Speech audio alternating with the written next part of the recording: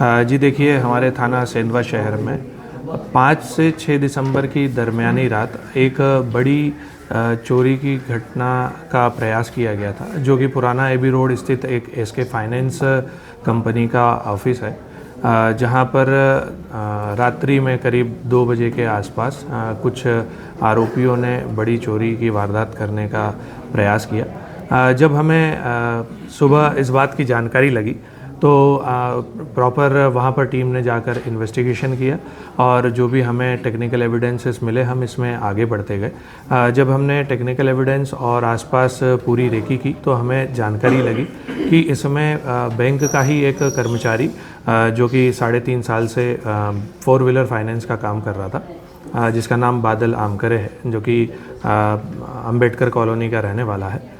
ये इस पूरी घटनाक्रम का मास्टरमाइंड था, क्योंकि इसे पता था साल में 2 दिन ऐसे होते हैं जब काफ़ी बल्क में यहाँ पर राशि बैंक में जमा होती है। उसी बात की इसको जानकारी थी।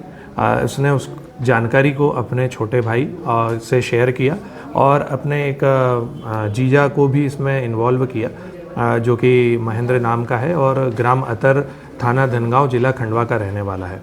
ये 3 इसमें जो है रिलेटिव हैं इन्वॉल्व हुए।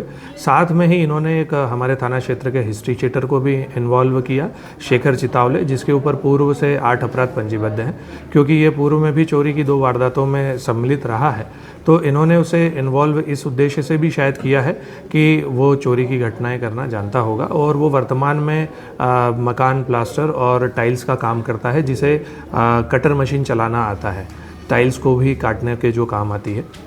इस लिहाज से भी इनने इसको इसमें इन्वॉल्व किया, क्योंकि जो बैंक फाइनेंस थी जिसमें राशि रखी हुई थी, ये एक काफ़ी हैवी मटेरियल की गोदरेज कंपनी की बनी हुई तिजोरी थी, जिसको काटने के लिए और उसको तोड़ने के लिए एक शार्प और जो समझदार व्यक्ति हो, इसकी इन्वॉल्वमेंट की आवश्यकता थी।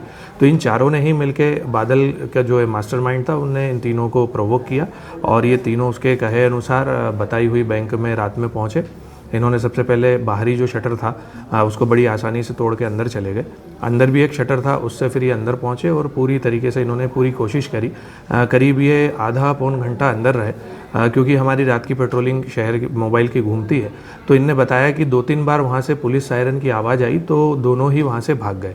तीसरा साथी इनका शेखर और रोहित दोनों अंदर गए थे और महेंद्र नाम का जो इनका व्यक्ति था तीसरा, ये मोटरसाइकिल से बाहर खड़ा था। इन्होंने उसे कॉल करके और तुरंत बताया कि आ जाओ, निकलना है, पुलिस की गाड़ी आ रही है, और ये तीनों वहाँ से वारदात करके निकल गए। लकीली क्योंकि जो तिजोरी थी वो बहुत हैवी थी, ये खोल नहीं पाए और चोरी का प्रयास जरूर हुआ लेकिन चोरी नहीं हो पाई थी। क्या कारण रहा चोरी का प्लान बनाने का? जैसा मैंने बताया, इसमें जो बादल था ये जानता था कि 5 तारीख को ही 24 लाख रुपए उस तिजोरी में जमा हुए हैं। इसी चीज़ को इन्होंने आगे बढ़ाते हुए, क्योंकि बादल और रोहित रोहित ने एक मोबाइल की दुकान भी खोली है और कुछ कर्जा भी उसके ऊपर था, तो इन्होंने सोचा कि अपन ऐसा कुछ करेंगे तो अपना कर्जा भी पटा जाएगा और ये जो बड़ी राशि है ये भी इनको आसानी से मिल जाएगी। कितने आरोपी थे सर? इसमें हमने एक मुख्य षड्यंत्रकारी सहित टोटल 4 लोगों को हमने अरेस्ट किया है। इन्होंने और भी कहीं कोई इस तरह की वारदात?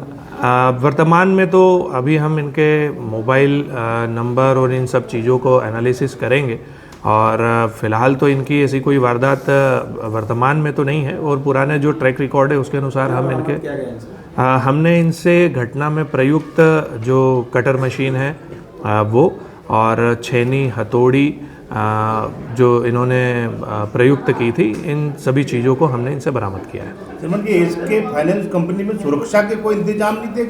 जी, हमने इस चीज़ के लिए इनसे एक इनकी जो गाइडलाइन होती है, क्या क्या सिक्योरिटी के मेजरमेंट्स इन्हें रखना चाहिए, इसके लिए भी हम लेटर लिख रहे हैं और इनके संबंधित जो हेड ऑफिस होंगे उनको भी हम आवश्यक पत्राचार करेंगे और अन्य जो शाखाएं हैं उनसे भी ये पत्राचार करके और उन्हें भी ये हिदायत देंगे कि इनकी फाइनेंस कंपनीज़ में एटलीस्ट जो है कैमरे और सिक्योरिटी अलार्म, सिक्योरिटी गार्ड जो व्यवस्थाएं ऊपर से निर्देशित है वो हों और हम इसको करना सुनिश्चित करवाएंगे।